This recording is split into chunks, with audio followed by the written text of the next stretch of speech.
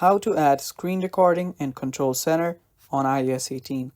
Hello guys, this is Atticus from Create Login and Delete, back with another video, and in today's video I'll teach you guys how you can add screen recording option on Control Center on iOS 18.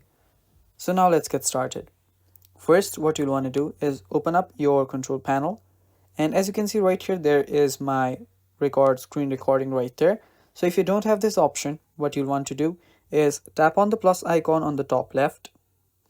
After you do so, now you can edit by adding a control on your control panel. Tap on add a control, and after you do so, you can search for screen recording. It's right here. If you don't find it, you can go to search control and search for screen recording, and after you do so, just select that and you can place it wherever you want. You can increase its size too, but if you don't want to do it, you can just keep it normal.